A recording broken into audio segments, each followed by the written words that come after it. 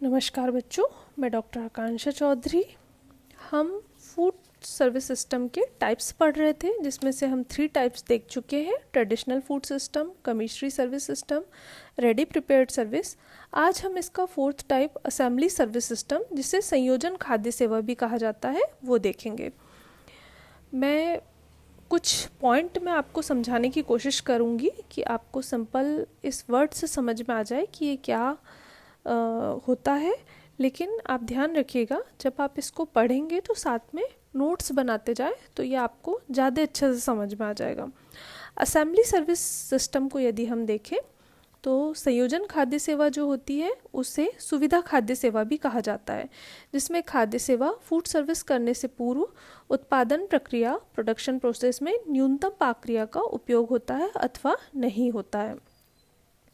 यह सेवा प्रणाली उन खाद्य सेवा संस्थानों के लिए सबसे उपयुक्त होती है जहां पाक क्रिया के लिए स्थान, समय, सुविधाओं तथा विशेषकर कुशल उत्पादन कर्मियों की नितांत कमी होती है। इस service system, assembly service system की यदि हम बात करें तो इसका मूल उद्देश्य होता है अत्यंत न्यून श्रम लागत, लो लेबर कॉस्ट के साथ पूर्व निर्मित खाद्य उत्पादों, प्री मेड फूड प्रोडक्ट्स की सेवा प्रदान करना। इस सेवा प्रणाली सर्विस सिस्टम में भंडारण, संयोजन, तापयन और वितरण क्रियाएं सम्मिलित होती है, मतलब स्टोरेज, कॉम्बिनेशन, हीटिंग और डिलीवरी प्रोसेस। यह सबसे सरल खाद्य सेवा होती है, परंतु इसमें विविधता, वैरायटी का अभाव रहता है। इस सेवा में सभी उपभोक्ताओं को एक ही प्रकार के खाद्य उत्पाद, फूड प्रोडक्ट परोसे जाते हैं। इस वितरण व्यवस्था में तैयार खाद्य उत्पादों को गर्म करने के लिए माइक्रोवेव ओवन तथा कन्वेक्शन ओवन का प्रयोग किया जाता है।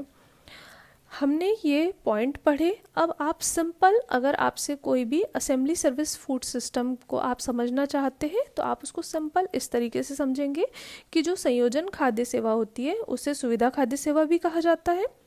इसमें जो प्रोडक्शन प्रोसेस होती है वो लो होती है।